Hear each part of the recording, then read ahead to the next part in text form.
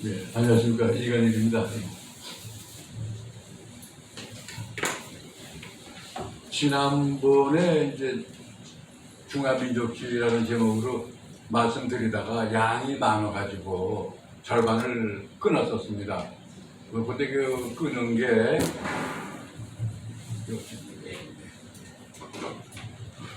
아편전쟁 이전까지로 했습니다. 왜 그러냐면은 아편전쟁 이전까지는 중국이 생기고 나서부터 민족주의를 제가 말씀드리는 거니까 이 쭉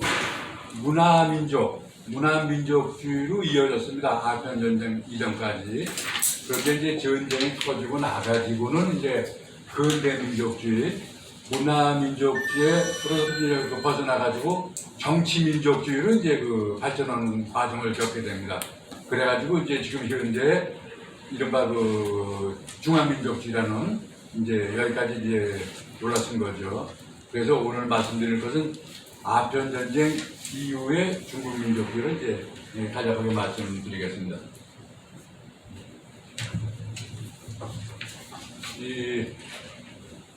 지난번에 그 강정모 교수님 그 AI 강의를 듣고 나가지고 그 저희 뭐 제미나인이 뭐 저희 뭐 GPT인가 이런 걸 전 잘 못했는데 한번 좀 연수삼아 들어가 봤습니다.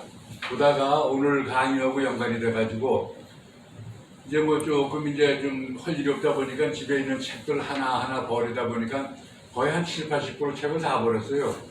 그래가지고 아편전쟁을 이제 말씀드리려고 그러는데 거기에 관련되는 책을 뒤지니까 역사책이니까 하나도 없는 거예요. 그래서 문득 생각나가지고 배운 게 있으니까 지난번에 AI 뭐 제미나이하고 챗 GPT가 있는데 거기 물어보면 된다는데 아편전쟁이나 한번 써보자. 그래가지고 이제 이렇게 써봤어요. 이렇게 써보니까 이제 이런 재료가 이제 만들어졌어요. 처음에 이제 챗 GPT한테 이제 물어보니까 아편전쟁이 어떻게 몇 년에 나오고 어떻게 되냐 하니까 맨 처음 발전한 게 1840년에 이제 제2차 아편전쟁이 일어나는데 여기서 이제 청나라가 지니까 홍콩섬을 이제 그 뺏긴 거예요. 영구 합병된 겁니다. 그러니까 홍콩이라고 그러는 것이 결국 이제 대륙에서 조금 떨어진 이제 조그만 섬 아닙니까? 5천 마리 좀 그걸 뺏긴 거예요. 언제까지 뺏겼느냐? 이제 기한이 없어요. 그러다가 이제 한 10년 지나가지고 아이고 이게 뭔가 아로 사건으로 이 두 번째로 이제 이 조약을 맺게 되는데 이쪽에 이제 북경 조약을 맺으면서 대륙 쪽으로 이제 조그마한 반도, 구룡반도가 있는데 거기 남쪽 절반을 갖다 이제 마저 이제 뺏어가게 되는 겁니다. 그러다가 이제 한참 지나요. 청일전쟁은 우리나라하고 동학난 때문에 이제 일본하고 이제 그 청나라하고 싸운 전쟁 아니겠습니까? 그러니까 이게 1895년에요. 이때 끝나고서 일본은 이제 뭐 시모노세키 조약인가 이걸로 해가지고 대만을 50년 동안 통치국으로 했고 한참 이럴 때예요. 이때 이제 영국하고 이제 또 북경조약 제2차 북경조약을 맺으면서 요때가 재밌어요. 홍콩 구경 뭐 다 다녀보셨겠지만 북쪽 경계를 가지고 신계라는 얘기가 있고 요 신계를 먹고 부분에 좀 부속도서 235개를 이제 뺏게 되는 겁니다.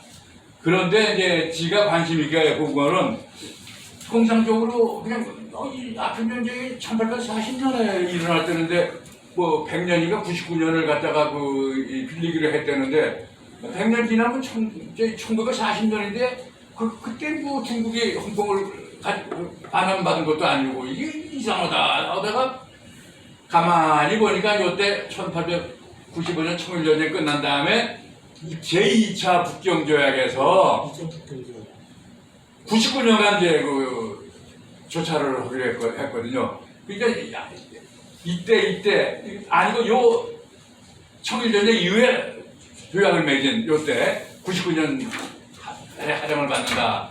그래서 이 99년이 된 게 1997년이에요. 요때 이제 이 반환을 하게 되는데 강택민 당 총소위 때 이제 이게 행사가 이루어진 거 아니겠습니까? 그 고생하다 경제표인은 언제 죽었느냐? 97년 2월 달에 돌아가셨더구만요. 그 한두 달만 더 살았으면 살아생전에 홍콩 반환하는 걸 보고서 죽었을 거다, 이게 경제표니까. 어쨌든, 이제 이걸 갖다가 이제 이 재미나의 덕분에 이렇게 제가 배운 겁니다. 이제 한번 이제 지금 아편전쟁 이후부터 이제 시작을 하니까 아 이런 전쟁이었다 하는 걸 갖다 이제 이해하시고 바로 이제 넘어가겠습니다. 아편전쟁 이전만 하더라도 중국은 대단한 왕조 국가 아니었습니까? 그죠? 이 왕조 국가를 버티는 세계의 기둥을 우리 통상적으로 뭐라 그러냐면 아유 이게 참 이게 왜 이게 이상하게 이렇게 될까? 여기 전제 정치, 전제 관료 정치다. 이게 몇천 년 동안 전제 관료 정치와 중국은 관료가 다스리는 나라입니다. 관료주의. 그러고 이제 이래오르기는 육아 문화재.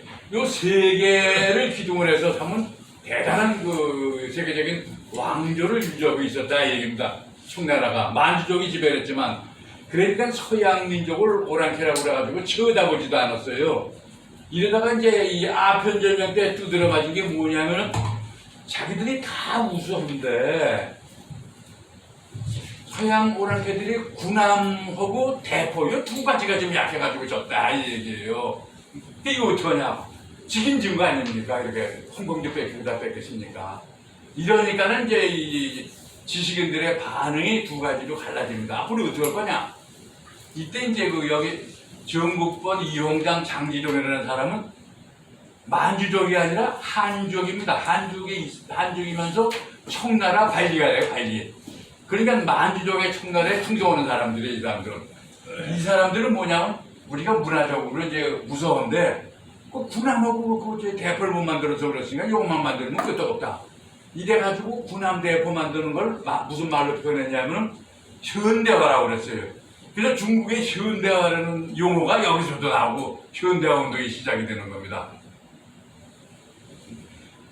반응으로서 나온 거죠. 아편전쟁에서 진 반응으로서. 근데 또 다른 반응의 하나로서 현대화를 한쪽에서 주저지만 요 밑에 홍수전, 양수전 같은 사람은 이것도 한족인데 뭐 언제 현대화를 했냐? 맞붙어 싸우자. 이래가지고 이건 만주족이 잘못했기 때문에 청나라 만주족이 잘못했기 우선 만주족을 없애버리자. 청나라를 없애버리고 우리 한족의 정부를 세우자. 이래가지고 민족, 한족주의를 갖다 부르짖는 겁니다. 그러니까 두 가지로 갈라지는 거예요. 그래서 제가 말씀드리는 것은 현대화 운동 측면에서 이제 뭐 한두 시간 말씀을 드려야 되지만 이건 생략을 하고 다른 한 줄기인 민족주의가 어떻게 발전해 오느냐. 이거 근대 민족주의. 여기에 대해서 이제 그 말씀을 드리도록 하겠습니다. 그러니까 제일 먼저 벌어지는 게 아까 요 홍수전이라고 그랬잖아요.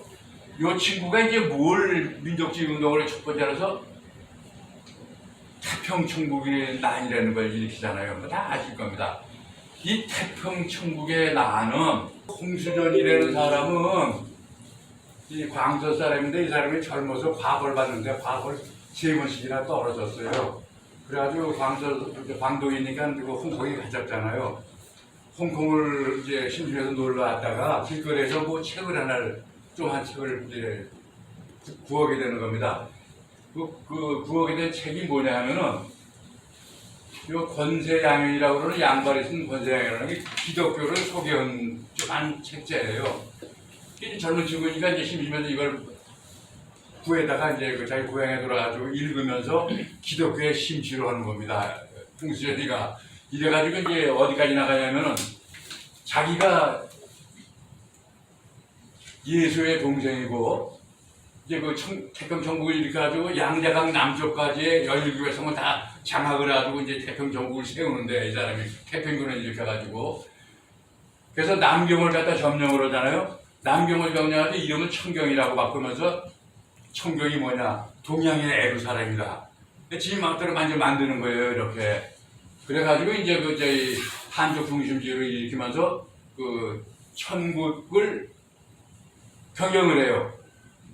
양자강 남쪽의 17개의 땅덩어리를 전부 다 천국 소유제, 나라 소유제예요. 천국 소유제로 만들어요. 개인 소유자가 없어요. 전부 다 나라를.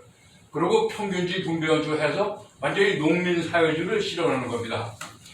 이러다가 결국 이제 망하게 되는 거죠. 이제 한족이 이제 그 만주족의 청정부를 무너뜨리자 하는 한족의 민족주의를 처음 이제 그 전개하는 거예요.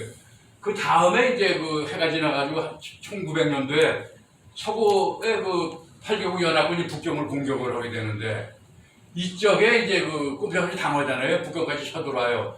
이랬을 때 이제 그 옆에 산동성에 있는 그 요즘 말은 뭐 태권도 같은 그 의학원이라고 그러죠. 무술관에 이제 그 무술을 하는 젊은 사람들하고 이제 농민들이 모아가지고 이 대중민족운동을 한 겁니다. 서양 오랑캐 물러나라. 그리고 나중에 또 청정부 만주족도 무너니까 물러나라. 이래가지고 대중운동을 전개하는 거예요. 그러니까 그 전까지는 지식인들이 주도하는 민족주의였는데 이 의회당 사건이 일어나가지고 여기 농민대중의 민족주의다. 좀 발전을 하는 거죠.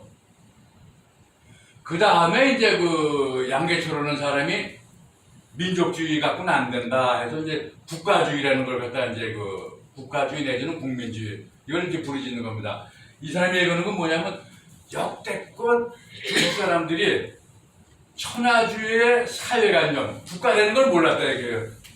종묘사직만 알았다 이겁니다. 천하주의의 사회관념만 알았지 국가를 몰랐다. 이제는 국가를 알고 국가를 위하는 국민주의로 바꿔야 된다. 이제 이걸 주장을 하는 겁니다. 이 사람이 이렇게 주장하는 거는 청나라가 청일전쟁 때 일본하고 싸움해가지고 똑같은 무기 체계인데 뭐 무기가 약한 것도 아니에요. 완전히 폭망을 했거든요. 소프트웨어가 전혀 못 부쉈기 때문에 망했다 이게 이제 결과적으로 분석을 어쩌게는 그러면서 이 조그마한 일본한테 망했는데 우리가 이게 말이 되느냐? 이거는 국가주의가 없었기 때문에 국가주의 사상이 없었기 때문에 그렇다 하지 국가주의를 이제 주장을 하는 겁니다. 민족주의가 넘어갑니다 이쪽으로. 그러다가 이제 그 다음에 이 선문이 나타나요. 선문의 민족주의라고 해서 선문이 부르짖으면 삼민주의 아니겠습니까? 삼민주의 이제 그 민족, 민권, 민생주의가 있는데 선문의 민족주의는 뭐냐면 선문도 중국에 5개 민족이 있는데 한족, 몽고족, 뭐 회족, 뭐 장족 이렇게 해서 5개 민족인데 만주족 있는데 한족밖에 없다. 한족 중심의 민족주의를 발전시켜야 된다. 다른 4개의 민족은 소수민족이기 때문에 민족도 아니라는 얘기예요. 이래가지고 이제 한족이 만주족을 없애고 한족의 위주의 정부를 세워야 된다는 게 손문의 민족주의였어요. 이러다가 손문이 이건 아니구나 해가지고 나중에 이게 이제 무슨 문제가 생기냐면 여기 보면 중요한 게 손문이 1911년에 신해혁명을 일으켜가지고 총왕조를 무너뜨리고 중화민국이라는 국가를 만들었잖아요. 이걸 만들었는데 이 총통이 돼야 되는데 군대를 안 가지고 있으니까 힘이 없어가지고 당할 것 같으니까 북쪽에 있는 군벌 원세기한테 그냥 내겨줘버렸어요. 중화민국을 갖다가. 그래서 이제 1년 후에 법을 바꿔가지고 원세계가 자기가 총통이 되는 거예요. 중화민국 제1기 총통이 원세계입니다. 소문이 아니에요. 이래가지고 하면서 이 사람이 뭘 얘기를 하냐면 우리끼리 싸우면 안 된다. 5개의 민족이 합쳐야 된다 이 얘기입니다. 그래가지고 여기 나오잖아요. 한족, 만주족, 몽고족, 회족, 장족 이 5개국이 합치는 5족의 공화국을 만들어야 된다.